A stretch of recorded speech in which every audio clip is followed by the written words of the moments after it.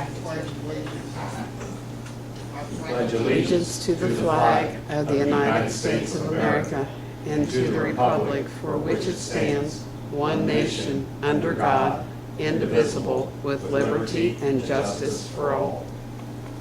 That is Tuesday, June 21st, 2016 at 6 p.m. This is a regular meeting in Greensburg Water Board. I have a roll call. Donna? Chuck? Here. Tony? Here. Frank? Here. Robin? Here. And Iris is absent. Minutes for May 17th meeting were distributed in your packets. Or any objections or corrections to the minutes as distributed? Not, we'll have them accepted. New business, HNTB river intake. Darren?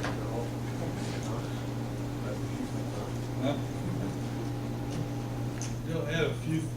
There you go. That's a lot better. Oh, we had it. I see you look back at it. Couple kind of update here.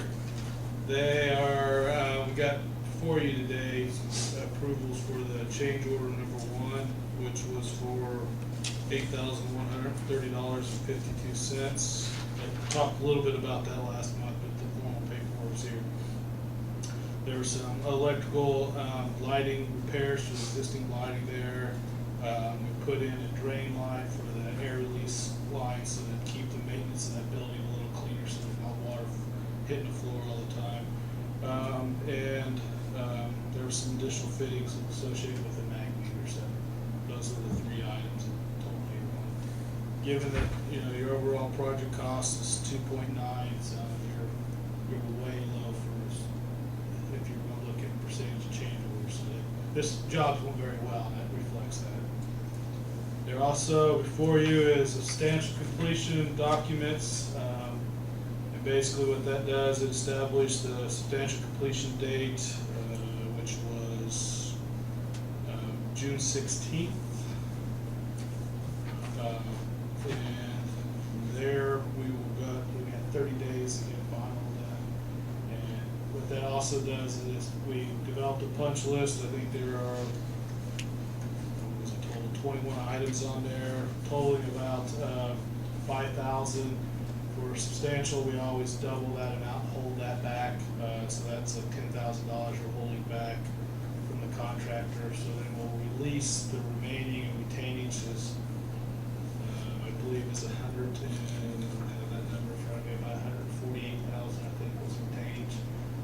We'll hold everything, or release everything but 10,000 of that. I will tell you that since we've done this punch list, the contractor and his electrical sub was back on site.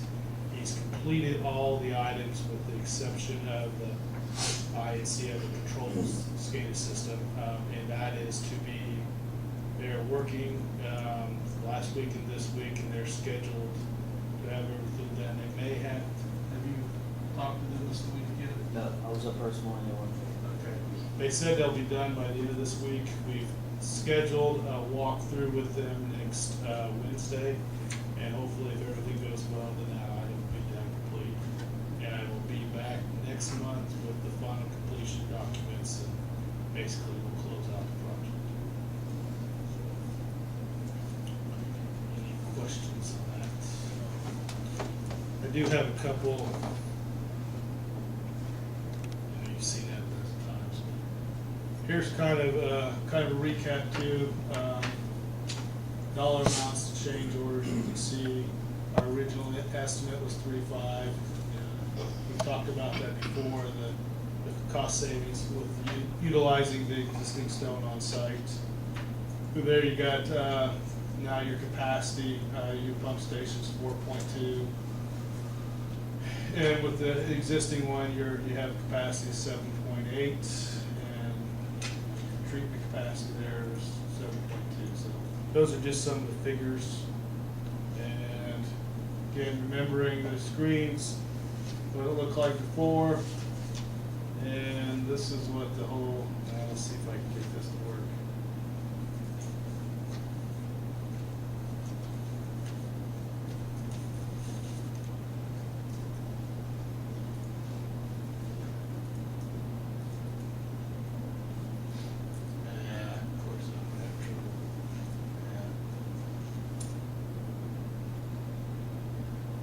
Here it is. I didn't give it a long enough time.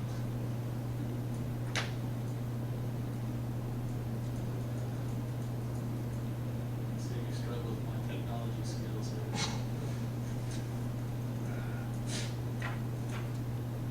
Wait a minute.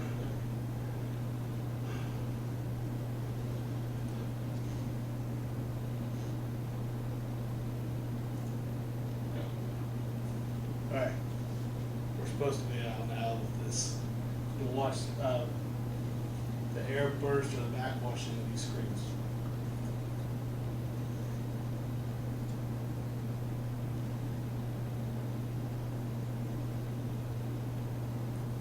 It's not as exciting as it's safe. That's what it is. If I could Should afford be. it. You should have videoed us on our old system. There it is again. But you can see, that's one screen and then the times, and both screens do the same thing. And I think, Rick, you got a program to do that about Every 12 hours. every 12 hours, so twice a day. So. My project engineer worked really hard to do that, so I promise that would show it to you.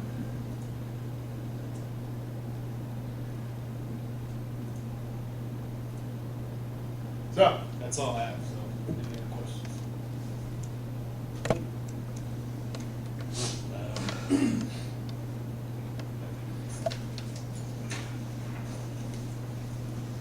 Get this stuff out of the way here.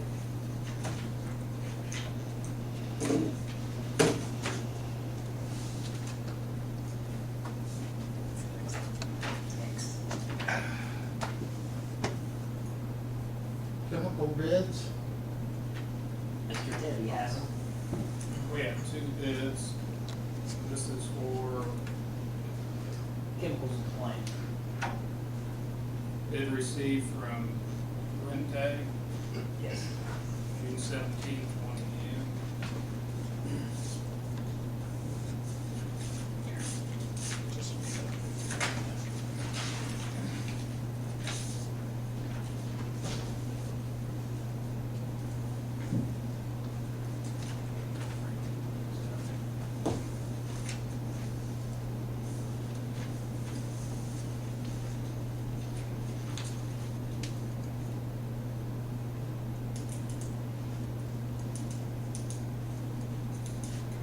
Rente, it's a, I read all this off. I think in the past, we've just opened it and then I would put them on a spreadsheet and then bring it back for next month if that's what you wish. Okay, fine. If that's what the board wants, so. Prices it per cylinder, per ton, per pound, per drum, per bag.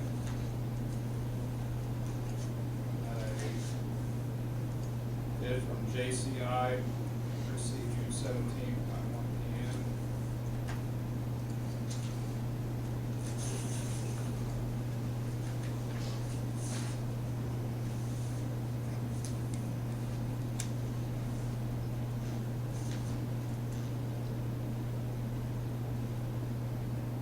This is a per container kind of bid. Those bids would be in compliance with what you requested. The JCI just bid on chlorine, I'm assuming they usually do every year. Yes. Pouring cylinders. Correct. I'll put that together next month and bring it back for approval, so. Very good. Counselor?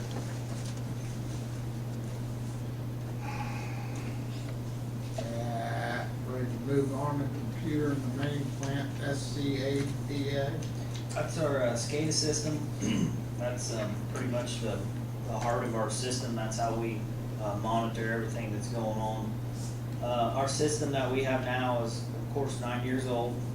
And just from talking to Toric, which is doing the new flat rock intake project, the INC, I was kind of worried that with the system being 9 years old that we was gonna have troubles, and if that computer or that system would fail or crash, then we're in trouble.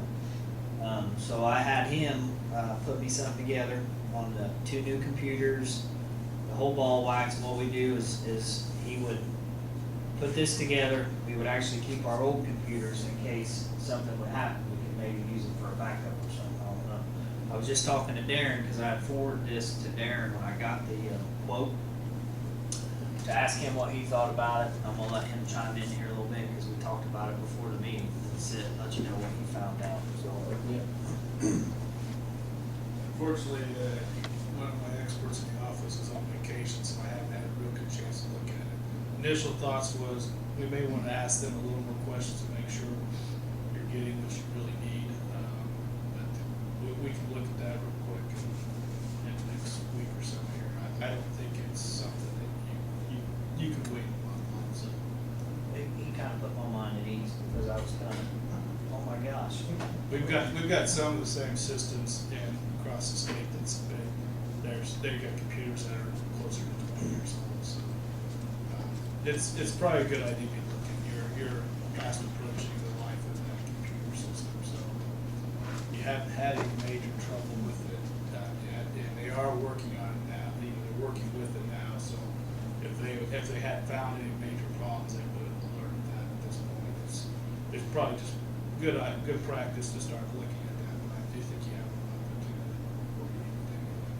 So you suggest we table this until July's meeting? Yeah, we'll get, by that point in time, we'll have a couple guys look at it and get their opinions, and what they may have may be perfectly fine, just that we just haven't had a chance to look at it. We'll leave that at board. We need a motion on this. I did.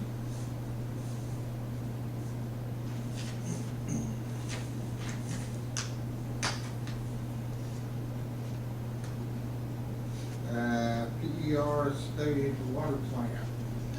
Go on.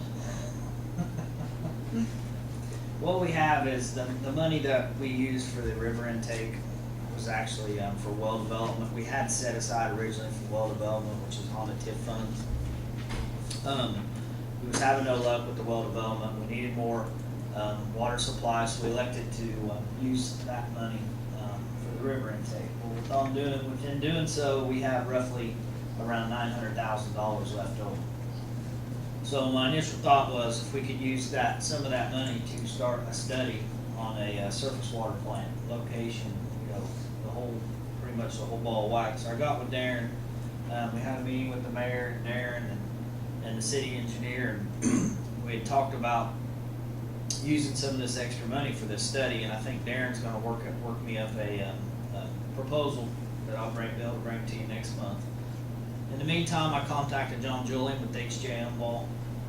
They're the ones that said they're in the middle of a rate study for us right now. I talked to him twice, and actually, as of yesterday, I'm still waiting on the emails, we have it in writing, but he seems to think with his recollection was that as long as it's in the original PER, and it was, in 06, that we could use that money for the study for the surface water plant. So I wanted to kind of bring the board up to date where we was at, kind of what direction we're pointing towards, and I guess I'll have more next month possibly. So Mary, you want to add anything to that, or? I just think that, what their guys are talking about is a 5-year project down the road that we gotta start thinking about that water plant. And it was in 54, right? 54 was the original. Okay, so I think that if we got the chance, we need to look and see what they tell us, or what we need to do, or where we can place it. Now's the time to try and find out. We're looking at 5 years, even if everything went quickly. So. And the reason we had to do the PDR is if we're gonna utilize SRF funds, and that we would obviously have to. And that's what, the state would require that, is that correct, Darren? So. just- PER stands for preliminary engineering report. It's roughly 10 to 15% preliminary design. So basically you come up with the concepts and you start to do some initial sizing, equipment, space.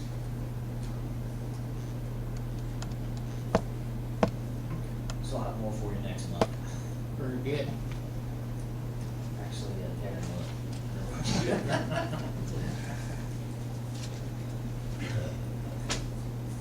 Anything else needs to be addressed, Greg? I don't believe so. Have any questions for me? Then we must be doing our job. Good job. Good job. Thank you. Ron, like to be heard? Good evening. Thank you for allowing me a few minutes. I'm here to speak to you about some requirements of our federal government relative to Title VI of the Civil Rights Act of 1964 and the Americans with Disabilities Act. These areas have more recently been, first off, they have the history that's implied. The Civil Rights Act was initially passed in 1964 by the U.S. Congress and signed by President Johnson. The Americans with Disabilities Act was passed by the U.S. Congress and signed by President Bush in 1990. So they've been around a good while. And there have been obligations there to everyone throughout the country and all municipalities. More recently, the Federal Highway Administration, through the Indiana Department of Transportation, has been bringing focus to these requirements. The impetus is that anyone receiving federal funds has to comply with those acts and some executive orders that go with parts of them. We started seeing this a great deal 3 or 4 years ago with the Americans with Disabilities Act. And at that time, the city started doing audits of city facilities as to their accessibility. And we put together an inventory of both our facilities, but also our programs in an effort to assure that programs are accessible to people with disabilities. We also have an obligation to establish a policy relative to disability, to designate a coordinator, to develop a transition plan, and as I said, we need to look not only at facilities but programs.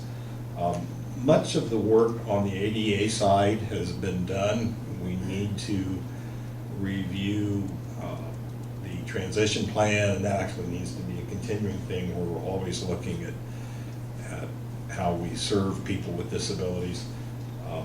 What we will be doing here in the foreseeable future is formalizing some of this. We'll see the city council review and hopefully approve some resolutions designating, establishing our policy, designating a coordinator, establishing the transition plans, things like that. One of the things that's now being pushed, and again, it's coming from Federal Highway, but it does affect everything, every local entity that receives federal funds. And I think I'm correct, Darren, in saying that SRF are actually federal funds, and so it touches us in all kinds of ways. Brendan gets some Department of Homeland Security monies, and so we're touched in a lot of areas relative to this stuff. We haven't seen a push from the other federal agencies yet, like Federal Highway is, but we're going to need to satisfy them, and that's going to get us ahead of the curve. The original Title VI language says that no person in the United States shall, on the grounds of race, color, or national origin, be excluded from participation in, be denied the benefits of, or be subject to discrimination under any program or activity receiving federal financial assistance. More recently, that's been updated and now speaks to, let's see if I can put my hand on here. Extended the list to also include prohibition for discrimination against others on the basis of sex, sexual orientation, gender identity, age, disability, religion, income status, or limited English proficiency. And a couple of the things that's been brought forth more recently is this concept of limited English proficiency. We do have a duty to serve our constituents that may not have English as a first language, so we need to make accommodations for them. And then there is also the concept that's often that's referred to at the federal level as as environmental justice. What that really means is we cannot have programs or practices that discriminate against minority, low income, or elderly.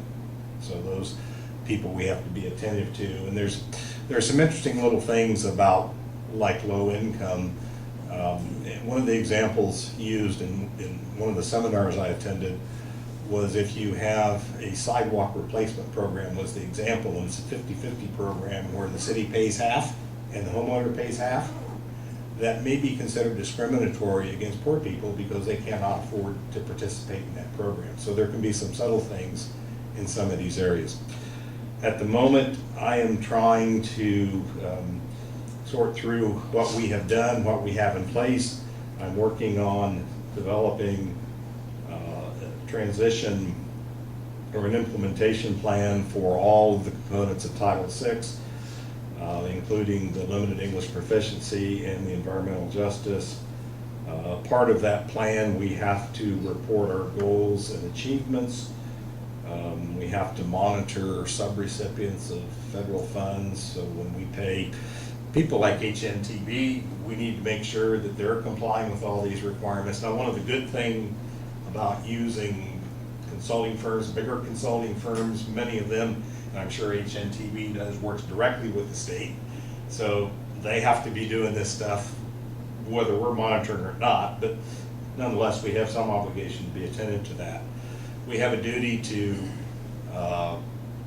evaluate our community as to who participates in our programs, their ethnicity, their financial status, their language of choice kinds of things. And one of the ways we'll likely be doing this is with some voluntary surveys. We'll put some forms out, encourage people to fill them out and tell us about themselves in a generic way. We don't need to know who they are, but we need to know how many of each ethnic group, how many of each income strata, how many don't speak English as a primary language, gather some data like that.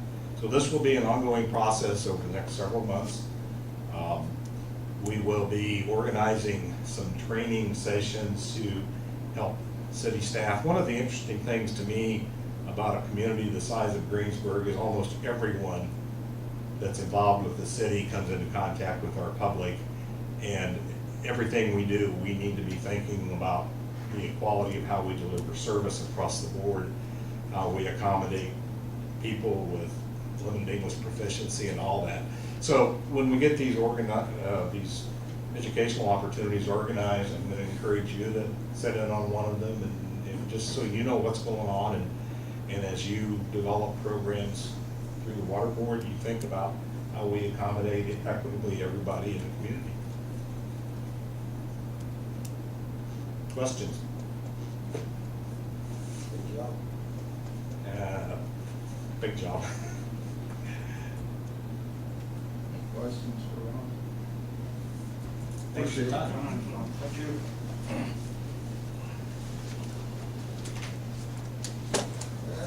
Mayor, do you have Probably do anything this for for the board tonight? No, we are, we're,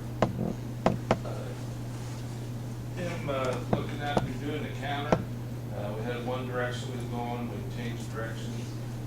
Got with the people today about quotes. He's supposed to give it to me in the next day or two and give us a new quote. He was gonna put a counter all the way around instead of using a desk. So I wanted to see what kind of cost we had on that before we go ahead. So that's it's kind of giving more room for the people to come in, and basically we'll put like teller edges, or where you'll have a window to go to instead of just being wide open until we get down to the end where contractors will be able to do their work down there and show their plans easier. So that's what we're looking at right now. So. Very good. Anybody else have anything to bring before the board tonight? We got someone in, Devin, is that right? Yeah, Devin Watson. Devin Watson, who would like to address the board. My name's Devin Watson from Geneva, and I'm getting ready to start up a kayak and canoe rental business. And your guys' surface water plant on 421, just outside St. Omer. I'm here to ask permission to use that as my access point to put people into the Flat Rock River. And then from there, they'll float to Geneva to my house, and that's where I'll take them. Where exactly? Where exactly am I from? In Geneva or? Yeah. At the point, okay, I was just, is that public access or you guys own it, but do you allow people in here? People go in there, we don't allow them in there, but Yeah, it because is- when I was checking they it out, access. a sheriff pulled in and he's like, can I help you? I was telling him what I was doing and he told me to contact the water, Greensburg water, and was it you I talked to him? And come here and ask permission to put in, and it'd be, what I was looking at was right just to the south of that dam, overhead dam, under the bridge, put it right there. So that way people aren't coming off that red dam, getting hurt. Chris, what's your thinking on that? We have any liability obligations? The invited person's on the property, so it changes their status from being a trespasser, not giving them permission to being invited. That does change legal thoughts, I guess, if anything would happen.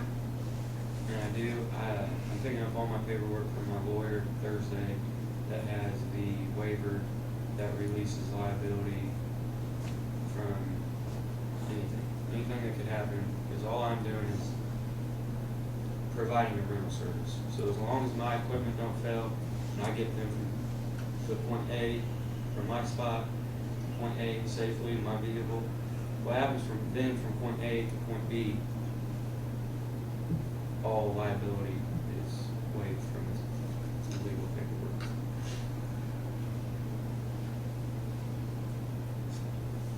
Thoughts? Rick? I can think of a couple issues. One is access to it, because you're gonna walk down that big hill. Well, We what I had was that. asking if I could get permission to drive now. Then we got another issue that you guys realize that the police shooting range is right there, so,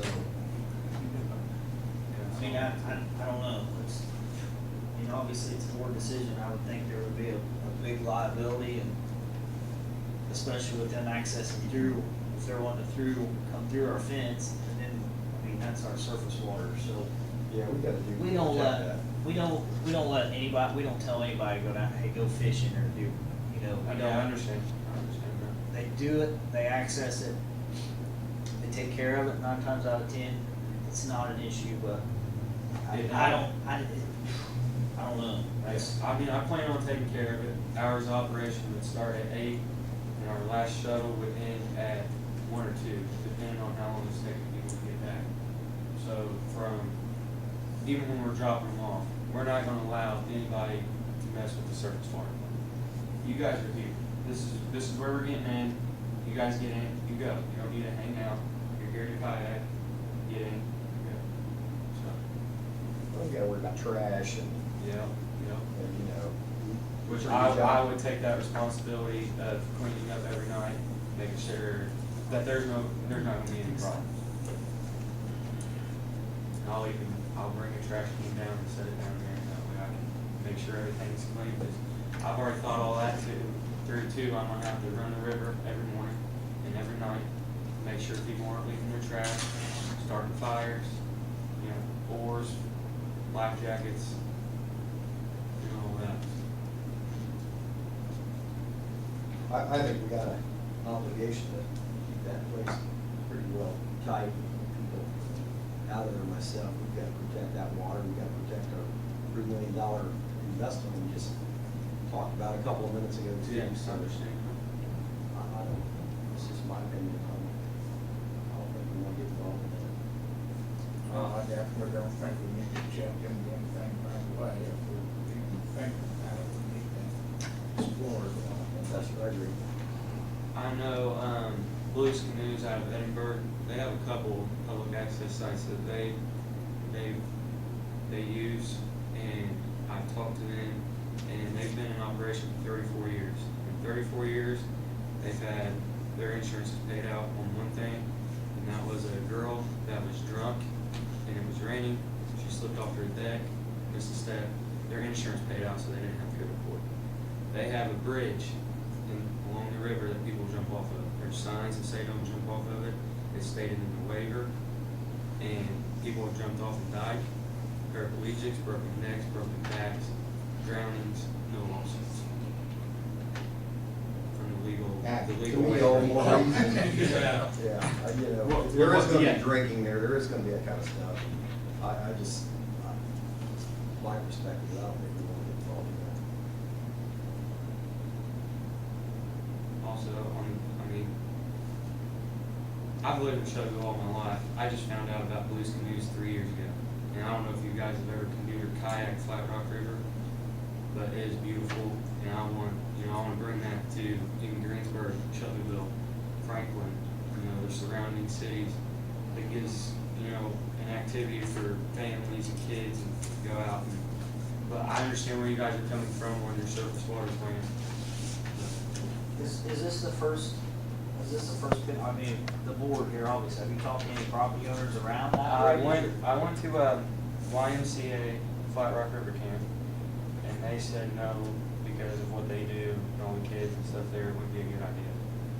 So I talked to a guy I know you probably know, Pete Byer. Okay, he works for the Riegers and farms for him, and I was asking him if he knew anybody with land around that area where I could access it, and he said he when I was first thinking of it, that spot came into mind, but I was trying to get something where I wouldn't have to worry about anything and making trash and all that. So this was kind of the last resort.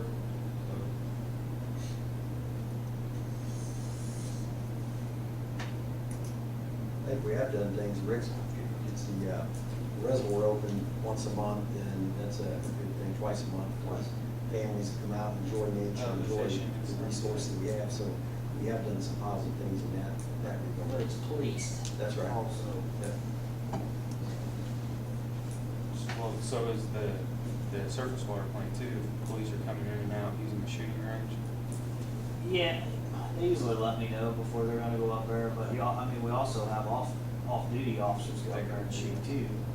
It just. That would kind of keep people, hey, don't hang out, get in, let's go. But you also have to consider that when, if there's somebody down there shooting, you're actually walking behind the backstop Oh, yeah. to go around it. I don't know, I don't even see that being really. And they wouldn't know if they was down there shooting, if somebody was coming in, so I don't, obviously it's a board decision, but.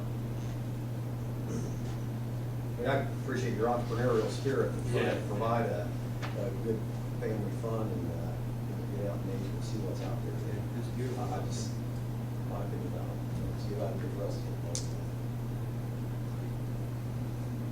I agree, our board members, or we need to take a vote on that then, Chris, or? One, not really any. I'm the same way, I think we got a, responsibility to our customers, and I just, chances are nothing would happen if they did. So it is city owned, right? That property is city owned. Yes. All right. Thank you guys for your time. Thank you, good luck.